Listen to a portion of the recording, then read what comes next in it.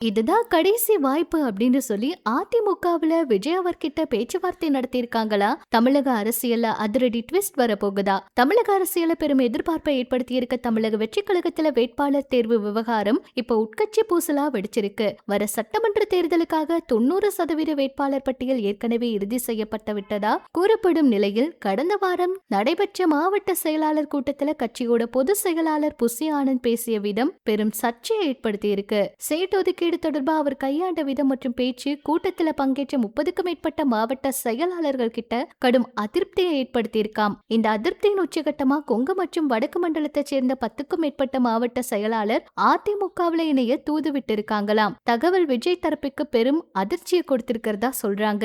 தாவிக நிர்வாகிகள் கொடுத்த இந்த சிக்னலை தொடர்ந்து அவங்க கிட்ட உடனடியா பேச்சுவார்த்தை நடத்தி கட்சியில இணைக்கிறதுக்கான நடவடிக்கை எடுத்துட்டு இருக்காங்களாம். அதிமுக பொதுச் செயலாளர் எடப்பாடி பழனிசாமி அவரு பச்சை கொடி காட்டி இருக்கிறதா சொல்றாங்க.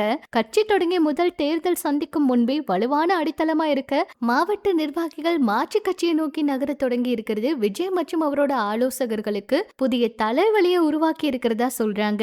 நிறைய பேர் இபிஎஸ் அவரும் டிவிகே அவங்களும் கூட்டணி சேருவாங்கன்னு எதிர்பார்த்த நிலையில அந்த பிரச்சனை பெரிய பிரச்சனையா ஆகி இப்ப எந்த கூட்டணியும் இல்ல அப்படிங்கிற மாதிரி தாவேக்கா தனியா நிக்கிறாங்க. என்ன நடக்க போகுதுன்னு பொறுத்திருந்து பார்க்கலாம்.